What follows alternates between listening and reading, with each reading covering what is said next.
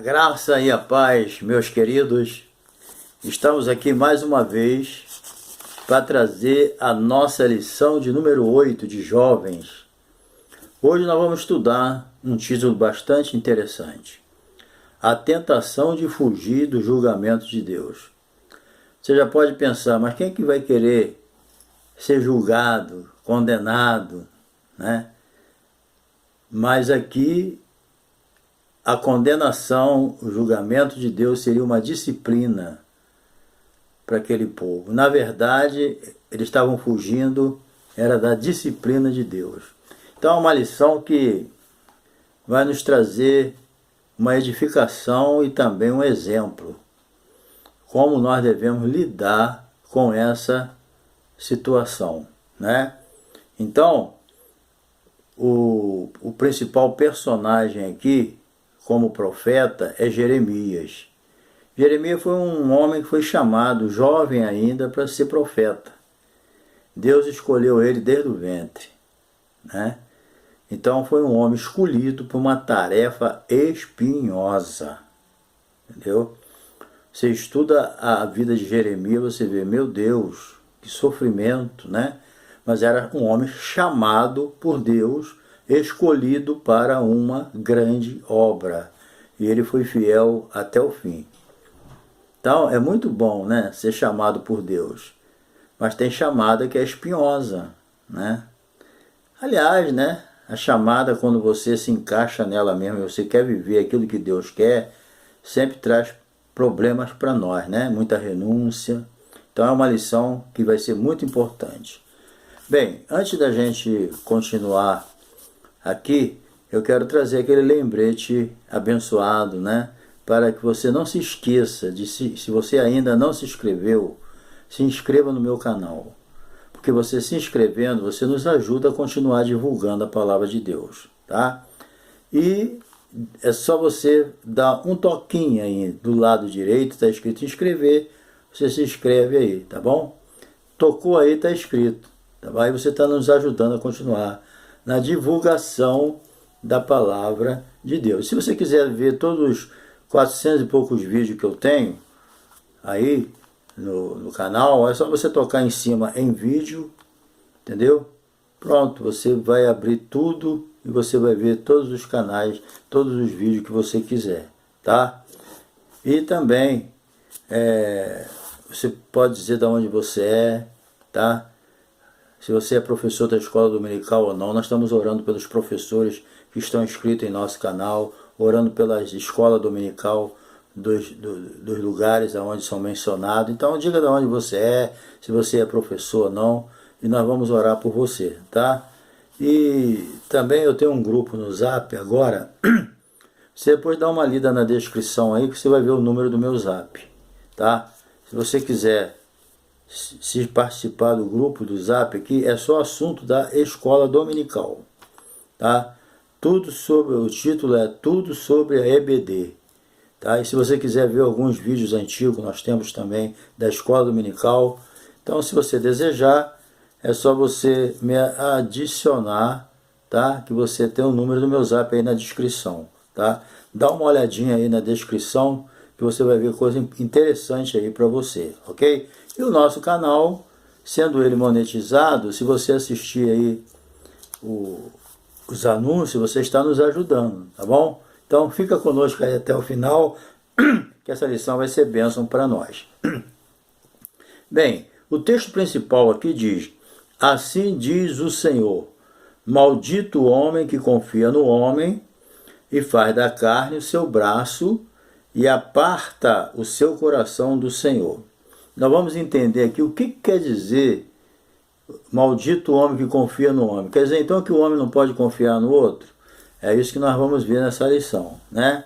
E o resumo dessa lição aqui, né, a síntese da lição está aqui. Os israelitas deveriam aceitar o julgamento de Deus, mas foram tentados a buscar a ajuda dos egípcios. Por isso foram repreendidos pelo Senhor. Entendeu? Então, Deus não se deixa escarnecer. As pessoas viram as costas para ele, vão pagar o preço, né? Vamos lá, na nossa introdução aqui, nós veremos que Jeremias, ele foi um dos profetas de Israel, né? A sequência ali na nossa Bíblia é Isaías, Jeremias e Ezequiel, Daniel e assim por diante, né? Então, nós veremos aqui que Jeremias foi um dos profetas de Israel. Ele exorta o povo, mostrando o perigo de abandonar o Senhor e ceder à tentação de pedir ajuda aos homens. Abandonar o Senhor é um cuidado que todo crente tem que ter, né? Lembra quando Jesus estava pregando aquele sermão, que todo mundo achou um sermão pesado, dura é aquela palavra, né? E abandonaram Jesus, e Jesus perguntou aos discípulos se os discípulos queriam ir embora também, e Pedro falou: para onde iremos nós, se só tu é que tens a palavra da vida eterna, e nós temos crido que tu és o Cristo, o Filho de Deus. Então Pedro aí falou bonito, né? Porque muitas vezes o crente é abandonado, aliás, ele é tentado a abandonar o Senhor, entendeu? Então a tentação de sair dos caminhos do Senhor também é grande, e nós temos que resistir isso, tá? Então, buscando o Senhor, se humilhando, reconhecendo que precisamos dele. Então, nós vamos ver aqui que o povo de Israel tentou fugir do julgamento de Deus, né? Por causa de quê? Por causa dos seus pecados, entendeu? Porque a pessoa quando começa a entrar a pecar, a primeira tendência dele é se afastar, igual Adão quando pecou, ele logo se escondeu de Deus, né? Essa é a inclinação de quem peca. Quando a pessoa começa a desaparecer da igreja, sem querer generalizar, é claro, eu não estou falando por doença, algum problema não. Quando normalmente a pessoa se afasta, tem alguma coisa aí que precisa ser resolvido para que o ânimo volte na vida da pessoa, entendeu? É isso aí que a gente temos que entender. Nós temos que pagar o preço de persistir, entendeu? E não ceder à tentação de abandonar o Senhor. Porque quando a gente abandona o Senhor, sabe o que acontece? Nós é que ficamos abandonados, tá entendendo? Ficamos longe do rebanho, a brasa longe do braseiro apaga, vai apagando devagar, vai virando carvão, e nós vamos se sentindo solitário, abandonado, porque nós saímos daquilo que era da vontade de Deus. Número 1 aqui, o cenário em Judá. Número 1, Jeremias e seu ministério. Então Jeremias, todo mundo sabe que ele era conhecido como profeta chorão, né? E não era por acaso. Ele viveu, né, nos últimos dias de Judá, mesmo sendo chamado para um ministério profético ainda jovem, ele teve ousadia, né, para proclamar a palavra de Deus para o seu povo, ainda que ele era mal visto e injustiçado. Mas o que Jeremias fez para ser mal visto e injustiçado? Ele pregava o que Deus mandava. Está entendendo? Às vezes nós somos mal vistos porque estamos fazendo a coisa certa. Entendeu? Às vezes quando tu prega as coisas certas, as pessoas não te aceitam. Você fica mal visto. Está entendendo? Porque está fazendo a coisa certa. Nem sempre a pessoa é mal vista por coisas erradas, não. Ele era mal visto porque ele falava a verdade. Ele entregava o que Deus entregava. Tem crente que é mal visto no emprego dele, no trabalho, porque as pessoas têm ele como um santarrão, querendo ser melhor do que os outros, não quer fazer nada errado, tudo com ele tem que ser certinho. Essas pessoas assim, muitas vezes é mal visto. Às vezes você, jovem, na tua faculdade, na tua escola, na tua igreja ou no teu trabalho, onde você estiver, na sua família mesmo, quem sabe às vezes você não está mal visto porque você está andando certinho. E hoje as pessoas não são muito a favor daqueles que andam certinho, não. Tu tem que andar um pouco, mais ou menos. Mas no céu não entra mais ou menos. Entendeu? E Jeremias estava nessa situação. Era mal visto porque dizia a verdade. Entendeu? Inclusive ele foi levado até para o Egito forçadamente, com raiva dele. Tá entendendo? Mas mesmo assim ele não cedeu e não mudou o seu comportamento. Não deixa que as circunstâncias em volta mude o seu comportamento, entendeu? Agora, ele teve uma grande tristeza, por quê? Ele viu o povo não crer na mensagem que ele pregou, entendeu? E viu o povo ser julgado, entendeu? Ele ficou muito triste com isso, porque foi inevitável o julgamento, né? E ele assistiu com próprios olhos. O povo não creu, ele viu com seus próprios olhos, né? Então isso trouxe uma tristeza para ele, porque ele tinha certeza que o juízo viria e viria pesado. E veio, né? Foram 70 anos ali na Babilônia, não foi brincadeira, né? E da Babilônia a Jerusalém dizem que era 800 quilômetros. E os prisioneiros normalmente eram levados nus, entendeu? Então foi um sofrimento muito grande e mais coisas que nós vamos ver aqui. Então Deus adverte o seu povo do juízo. Deus sempre, antes de enviar o juízo, ele avisa. O juízo não é para matar, é para corrigir. Mas muitas vezes o juízo não funciona, as pessoas não se corrigem. Vai fazer o quê? Né? Mas Deus sempre, quando manda uma prova, é para corrigir a pessoa, para despertar a pessoa. Entendeu? Então, Deus adverte o seu povo sobre o juízo. Nem sempre, né, o que o Senhor diz aí é bom, tem caráter agradável. Certo? Às vezes, hoje nós vivemos essa época, vai dizer que não. As pessoas só querem ouvir coisa boa. Só querem ouvir pregação que não mexa no pecado dele, que deixa ele confortável na vida que ele está vivendo na carne. Se ele está em certo lugar e vem uma pregação que mexe na ferida dele, já não presta. Nós estamos vivendo aqui nessa situação, mas tudo que vem de Deus, querido, é para o nosso bem. Entendeu? É um pai cuidando do filho, falando que o filho não quer ouvir, mas precisa. Entendeu? É assim que acontece. Meu pai muitas vezes falou coisa para mim que eu não queria ouvir, mas eu precisava. Mesma coisa é Deus. Às vezes ele fala contigo coisa que você não quer ouvir, mas precisa para você não perder a sua salvação. Entendeu? Então, Deus ele sempre promete bênção e proteção para quem obedece a ele. Entendeu? Deus sempre promete, porque agora, para quem anda na desobediência, não se pode fazer nada. Na verdade, é aquela história, né? Nós estamos vendo nessa lição. A gente colhe o que planta. Né? Se plantou vento, vai colher tempestade, não tem jeito, entendeu? Então Deus olha só, Deus enviou profetas para dizerem que o povo deveria se arrepender dos seus pecados, mas eles não foram ouvidos. Você lê o Velho Testamento, vamos para o Velho Testamento, onde nós estamos. Você lê o Velho Testamento, você vai ver Deus sempre enviando profeta, sempre falando, e o povo não querendo ouvir. Jesus mesmo falou, né? O próprio Jesus falou, Jerusalém, Jerusalém, que mata os profetas e apedreja os que te são enviados. Está entendendo? Deus enviava profeta para a salvação deles. Deus enviava profeta para que eles se convertessem, voltassem da onde eles saíram. Mas o que eles faziam? Matavam os profetas, apedrejavam os que eram enviados. Então você vê como é que funcionava, não havia temor. O povo caía na idolatria.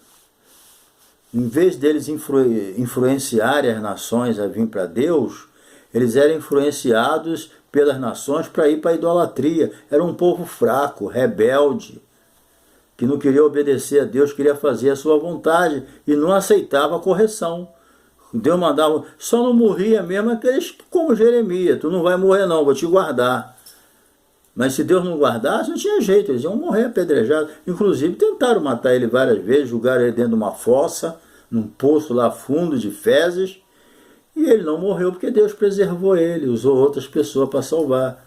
Né? Mas muitos morreram, como Isaías, conta a história, a tradição que ele morreu cerrado no meio pelo rei Manassés, né? Isso é uma tradição, não tem isso na Bíblia. Então, quer dizer, outros profetas morreram, Sadraque, Mesaque e Abdenego foram poupados porque Deus enviou o anjo lá dentro da fornalha e salvou eles. Mas Jerusalém, Jerusalém matou muitos profetas de Deus. O que simboliza isso aqui? O povo de Deus matou muitos homens e mulheres enviados por Deus. Não é fácil aceitar a correção, mas faz parte da nossa salvação. Deus corrige o filho, aquele que ama. Então, a busca pela ajuda dos egípcios. Então, Jeremias foi usado por Deus para anunciar o juízo, Ele falou, olha, vocês se entreguem para a Babilônia, que eu cuido de vocês. Mas eles não quiseram se entregar para a Babilônia. Deus não quer, olha só, Deus não quer me ajudar não? Então eu vou buscar ajuda dos egípcios. Foi isso que eles fizeram, entendeu? Se Deus, eles pensaram assim, já que Deus não quer ajudar, na cabeça deles, né? Então eu vou procurar ajuda de quem pode ajudar a gente. Um não quer, ele procura outro. Então, quando o povo de Deus viu, né, a iminência do julgamento, né, divino, por meio dos babilônicos, eles foram buscar ajuda em outras nações, principalmente o Egito, entendeu? O Egito era uma nação forte na época. Eles tinham condições de bater de frente, mas não ia conseguir, porque depois o próprio Egito foi derrotado, entendeu? Porque eles trocaram a ajuda de Deus. Agora, por que eles não quiseram a ajuda de Deus? Por que eles não quiseram obedecer à vontade de Deus? Porque eles não queriam mudar de vida. Eles não queriam mudar o seu comportamento, entendeu? Eles queriam continuar no mesmo estilo de vida, no mesmo pecado, na mesma ganância. Eles queriam viver uma vida à vontade, sem compromisso com Deus.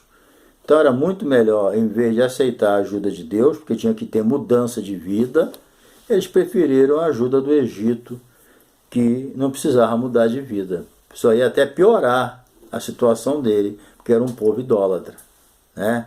Então, na ótica dos hebreus, o Egito era uma nação militar forte, e era mesmo, entendeu? Agora, só que não era páreo, né? Porque Deus não estava nesse negócio. Deus, ele com 2 homens, ele derrota milhares, se os 2 homens estiverem com Deus. Então, para Deus, isso não é problema. Agora, de nação forte para Deus, quer dizer nada. Um anjo só matou 185 mil soldados dos melhores da Síria. Então, Então, não tem para onde correr, certo? Se Deus é por nós, quem será contra nós? Mas só que esse povo aqui não queria Deus, entendeu? Eles queriam viver a vida que eles desejavam. Então, o reino vizinho, né, Israel, por causa dos seus pecados, já havia sido subjugado pelos assírios. Israel, as 10 tribos, que eram 12 tribos. 10 tribos estavam na desobediência, Israel, né? Porque as 12 tribos foram divididas. Uma parte ficou, 10 ficou com Roboão e 10 ficou com Jeroboão.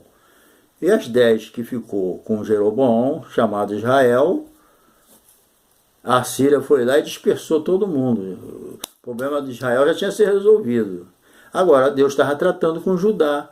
É a tribo com Benjamim que ficou com Roboão.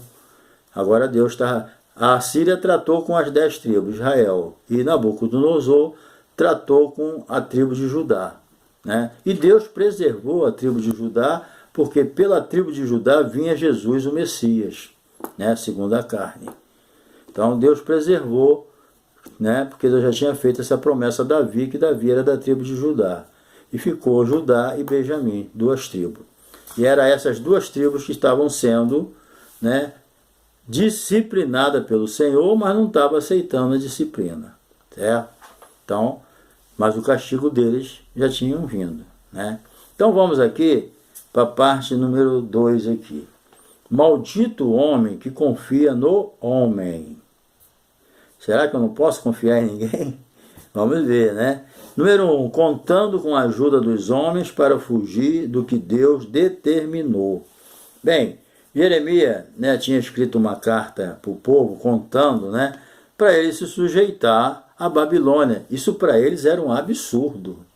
Eles queriam matar, eles tinham um ódio de Jeremias tremendo por causa disso. Porque Jeremias falava para eles o que Deus mandou ele falar.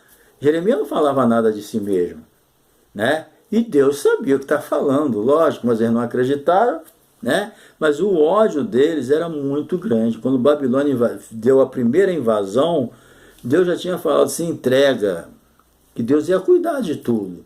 Mas eles não obedeceram e ficaram com um ódio tremendo, né, de Jeremias. Cada dia mais Jeremias era odiado, e quanto mais odiado, mais ele pregava, mais ele obedecia a Deus, né? E Jeremias, ele parecia, por causa de ser um chorão, ele parecia ser um profeta fraco, mas não, nunca desistiu, entendeu? Nunca desistiu. Então, Babilônia, né, subjugou Israel, Judá ali, eles pagavam imposto, pegaram os reféns, que foi Daniel, na primeira viagem para Babilônia, Daniel foi junto com seus 3 amigos, né? Então, após 3 anos depois da primeira invasão, que Daniel tinha ido, né, o rei Joaquim decidiu se rebelar, né, contra Nabucodonosor, certo? E pronto, perdeu a bênção. Então aqui, ó, após 3 anos, o rei Joaquim decidiu se rebelar, mesmo tendo sido advertido pelas profecias de Jeremias. Ele não estava nem aí, ó. Teve um que chegou, né? E o que o senhor tem para falar para mim aí, o rei, né, Zedequias? O que Deus tem para falar para mim? Fala aí. Trouxe ele no particular. Aí Jeremias falou, você se entrega, rapaz, que Deus vai poupar vocês. Ele, tá bom, mas não fala para ninguém que eu te consultei, não deixa meus príncipes saber, não. Olha só, aí o que acontece? Ele fez o que Jeremias falou? Fez totalmente o contrário, entendeu? Então, quer dizer, Zedequias fizeu mal, Joaquim também, entendeu? Então, veio o segundo cativeiro de Judá, quando Nabucodonosor colocou Zedequias para governar. Zedequias então vai buscar apoio no Egito. Entendeu? O rei teve os seus filhos degolados na sua presença, cegaram ele, fundaram os olhos dele e levaram ele algemado. Entendeu? Mataram. Quer dizer, tudo isso por causa de quê? Da desobediência. Então a sujeição à Babilônia, que aos olhos humanos pode parecer um absurdo, mas foi o meio que Deus usou, queria usar para disciplinar eles, mas ao mesmo tempo proteger. Que quando a aprovação vem de Deus, escuta só isso que é muito importante. Quando a aprovação vem de Deus, como no caso aqui, uma disciplina, Deus não deixa que aquela provação seja além das forças da pessoa, que ele não possa suportar. Porque juntamente com a aprovação ele dá um escape. Então essa aprovação de se entregar à Babilônia seria suportável, porque Deus não ia deixar passar do limite. Mas como eles desobedeceram, não esquentaram mais, né? Então Deus deixou. Então passou do limite deles. Mas a culpa foi deles. Deus não estava mais no negócio.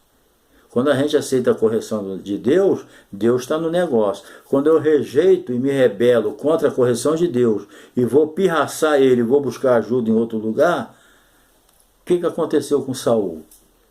Saul se rebelou contra Deus, não obedecia mais, estava na carne, depois ainda foi orar a Deus para ele ir para a guerra. Deus não respondeu. Ele insistiu, chorou, pediu perdão. Nada disso, ele foi procurar uma feiticeira. Está entendendo? É assim. Mas por quê? Para fazer raiva a Deus. Mas de quem foi o prejuízo? Foi dele. Então, muitas vezes a gente vai buscar ajuda em outro lugar, às vezes, para pirraçar Deus, para mostrar que a gente corre atrás, e isso aí vai só prejudicar a nossa vida. Então, a gente deve aceitar a correção de Deus. Deixa Deus trabalhar. É fácil? Não, mas é o caminho certo. Fica quietinho, deixa Deus trabalhar na tua vida, tá?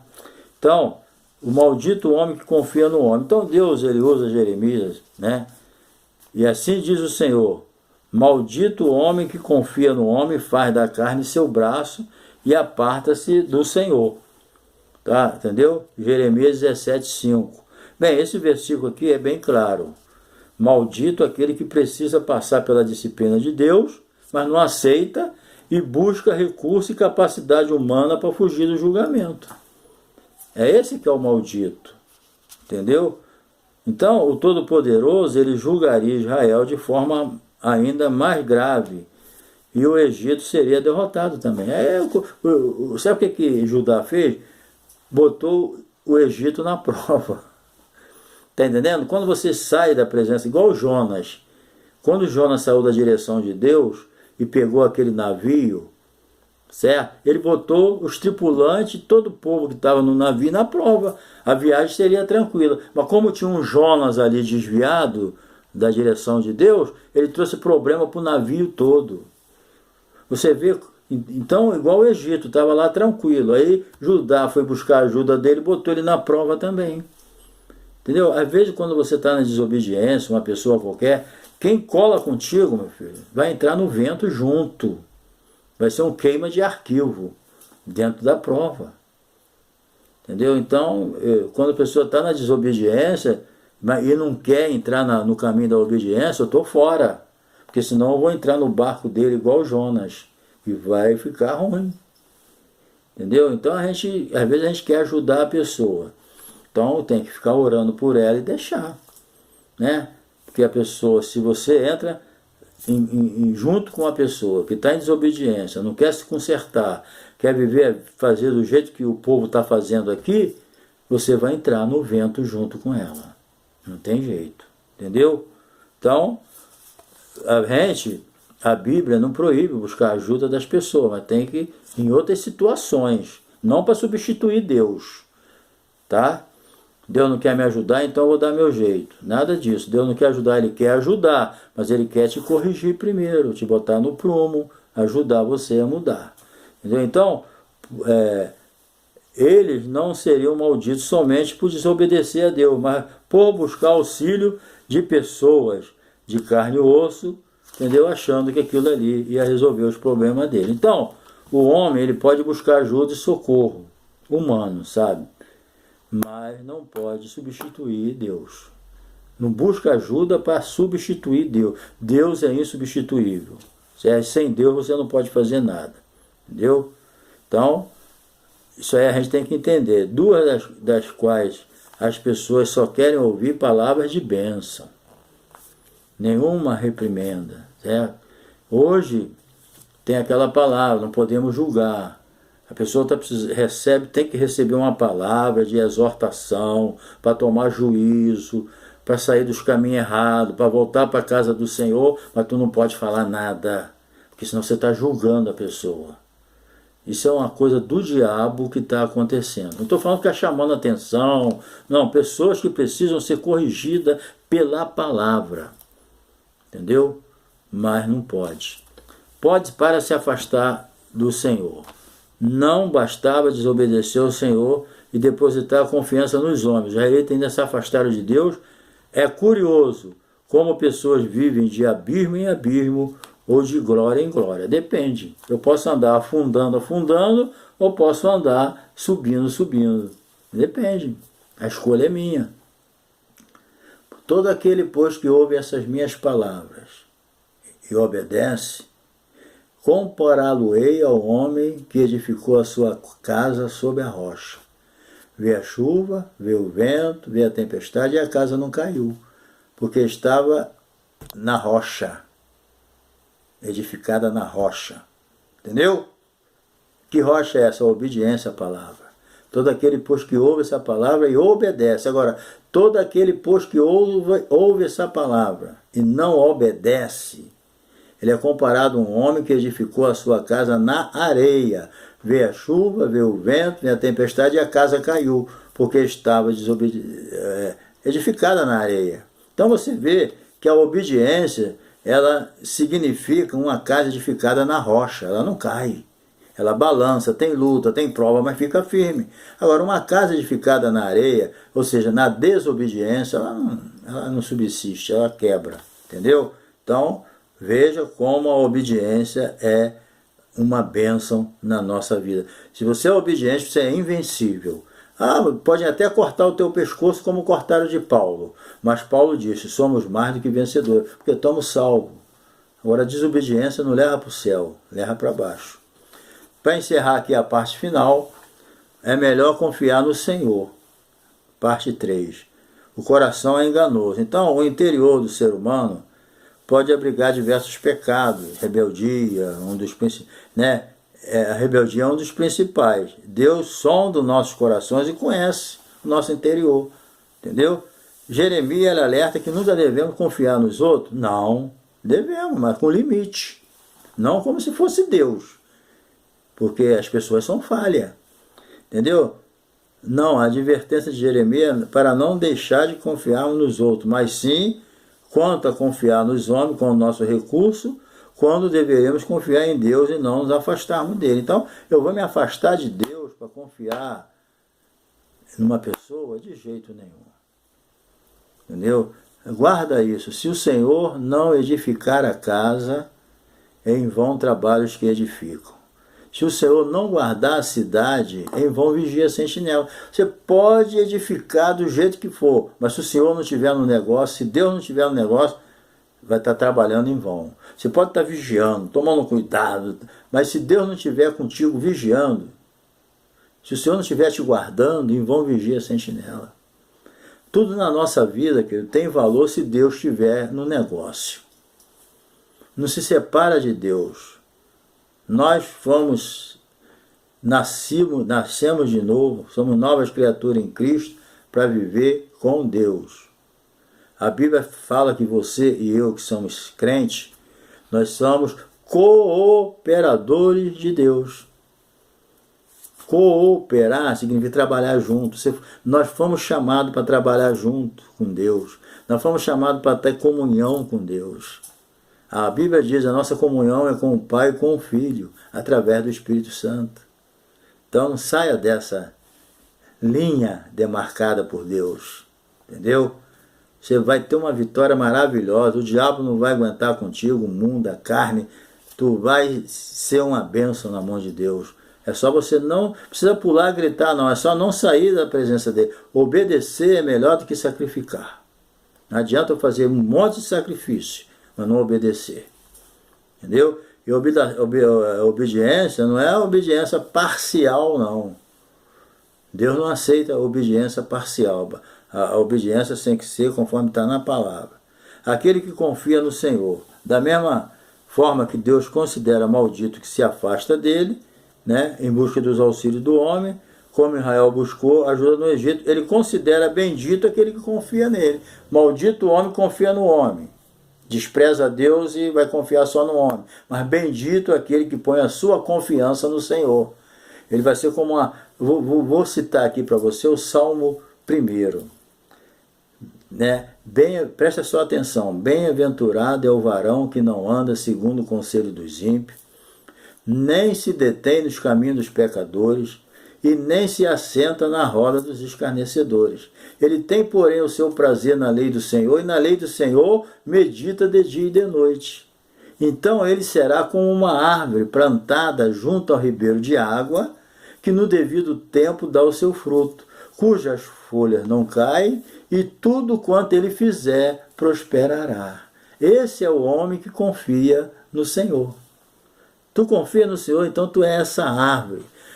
Uma árvore plantada ali na beira do rio, quando todo lugar as águas já secou, a árvore já morreu, ali na beira do rio ainda tem água e a árvore está verdinha ainda, porque é plantada junto ao ribeiro de água.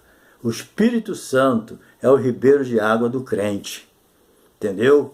Jesus falou, né? Aquele que crê em mim, como diz as Escrituras, do seu interior fluirão rios de água viva. E ele dizia isso a respeito do Espírito, o Espírito Santo que eles receberiam, porque até aquele momento Jesus não tinha sido glorificado. Então, amado de Deus, bem-aventurado é aquele que confia no Senhor.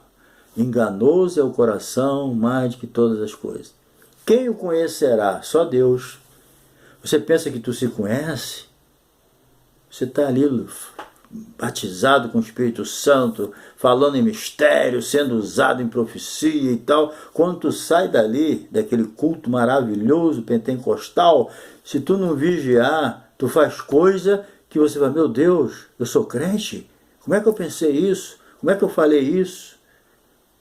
Por quê? Porque enganoso é o coração. Só Deus é que pode controlar o nosso coração. Entendeu? O coração bom é aquele que está na mão de Deus. Porque se você achar que você é o tal, você está sendo enganado pelo teu coração. O coração é enganoso. Deu para entender? O coração é enganoso. Ele te engana. Você pensa que é uma grande personagem, porque você está sendo enganado pelo teu coração. De repente tu cai em si, comete um erro, comete um pecado, escandaliza, que eu espero que não aconteça, mas nós somos fracos. Nosso coração é enganoso. Tanto é que as pessoas se exaltam com seus talentos, com a sua capacidade, com o seu dinheiro, com a sua aparência. As pessoas se sentem, são orgulhosas, exaltadas, se sentem superior a outro, outros são até racistas, humilha os outros, porque ele está sendo enganado pelo coração dele. O coração enganou ele, mas Deus vai esquadrinhar ele e vai botar ele no lugar certo. Pode ter certeza. A disciplina vem. Entendeu? Então, Deus é juiz, certo? Ele vai julgar. É o único que tem poder para julgar é Deus. E Deus julga a gente. Deus não vai julgar o juízo final lá. A gente não vai, quem é salvo não vai entrar no juízo. Mas como crente, Deus corrige aqui, Deus julga a gente aqui na terra, para que a gente possa ser salvo. Entendeu? Então, a cidade santa está esperando a gente. Mas vamos aceitar a correção de Deus e não vamos fugir do juízo dele. Quando ele julgar a gente para nos corrigir, para que a gente possa viver uma vida de santidade, vamos ficar na nossa posição. Senhor, faz a tua vontade, mas não deixa eu me perder. Amém? Então, querido, Deus te abençoe. E eu quero aqui só trazer aqui uma lembrança à hora da revisão. Olha, para quem Jeremias profetizou? Para a tribo de Judá. Certo? A quem os israelitas procuraram para obter ajuda, substituindo Deus? Os egípcios. Certo? Foi lá para o Egito buscar socorro. Aí afundou todo mundo. Como Deus classifica quem se apoia no homem e se afasta de Deus? Deus classifica como maldito. Todo aquele que troca a sua confiança de Deus pelo homem é considerado maldito. Certo? Segunda lição, cite uma das consequências do pecado de Judá. Primeiro, duas coisas aconteceram. A fortaleza de Jerusalém e o templo do Senhor foram destruídos. O povo, eles não obedeciam a Deus, mas idolatravam o templo. Eles falaram, não, um templo desse que Salomão construiu, Deus não vai deixar ninguém entrar aqui. O templo vai proteger a gente. Templo, gente, é coisa material, é parede, é ferro, é tijolo. Isso não protege ninguém, não. Quem protege é Deus. Entendeu? Quanto tempo levou o povo para retornar do cativeiro? 70 anos. Muitos morreram pelo caminho. Então, Deus te abençoe. Até a próxima lição, nós vamos estudar sobre Jesus. As pedras poderiam se tornar em pães. É a 9ª lição, tá bom? Deus te abençoe. Dá uma olhada aí na nossa descrição, tá? E não se esqueça de se inscrever, porque a sua inscrição é muito importante, o seu comentário, da onde você é, se você é professor de escola ou não, nós estamos orando por você, para Deus abençoar a tua igreja, a tua classe, e vai abençoar, em nome de Jesus. Um abraço.